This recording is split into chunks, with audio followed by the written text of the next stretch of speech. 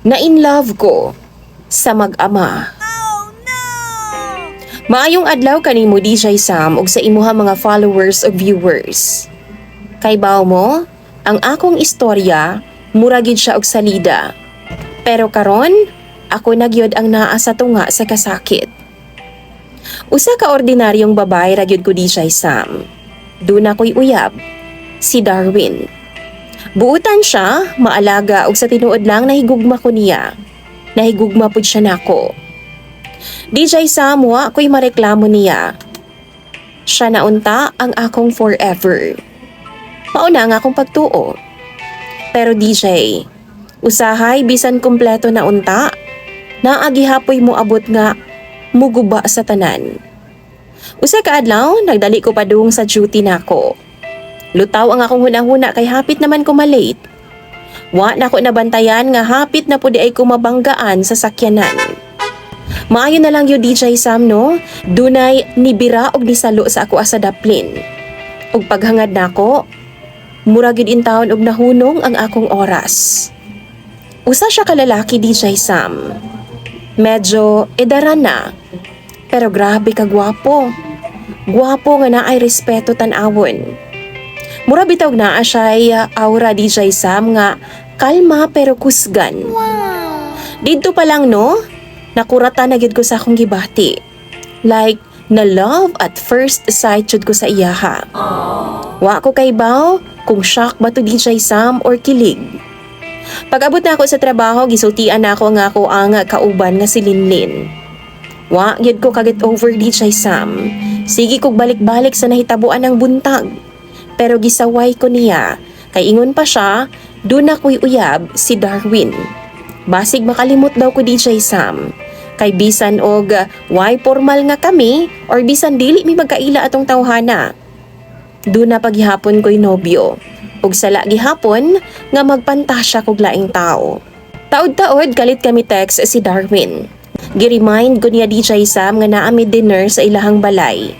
Excited kaayo ko kay finally, mailhan na nako ang iyang pamilya. Wa ko kay baw DJ Sam, nga didto na di ay nagsugod ang tinuod nga gubot sa akong kinabuhi. Ilabi na sa relasyon namong duha ni Darwin. Pag-abot nako sa ilang balay DJ Sam. Pagkakita nako sa iyang papa, murag na hugno ang akong kalibutan.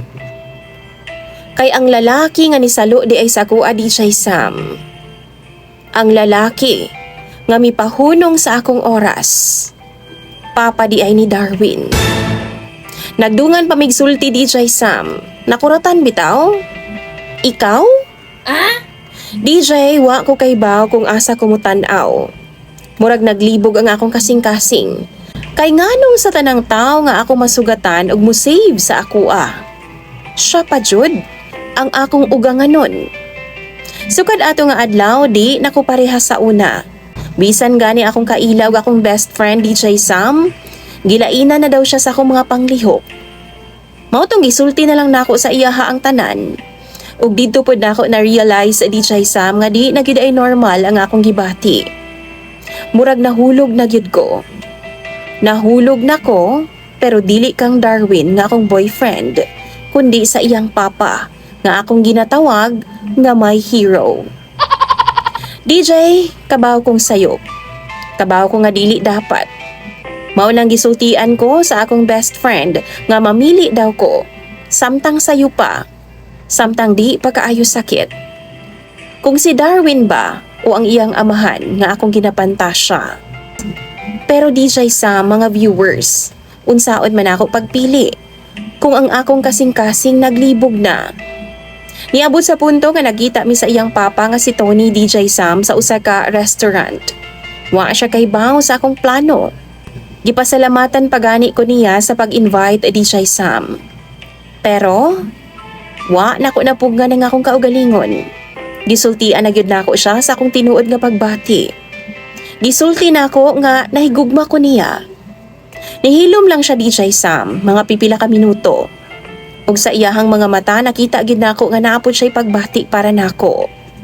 Pero ang iyang tubag, sakit kaayo sa akong pandungog. Ana pa siya, Gia. Naapod ko'y gibati para nimo tungod kay di man kalisod higugmaon. Gwapa ka. Mauganing nahigugma ang akong anak sa imuha. Pero dili pwede. Tungod kay di nako kayang pasakitan ang akong anak. DJ Sam, dito na ako nasabdan nga dili tanang gugma pwede di ay ipaglaban. Pero bisan kay baw ko, nasakitan gihapon ko. Ug tungod ana, nakahukom na ko nga buwagan na lang si Darwin. Pero DJ Sam, wa niya gidawat.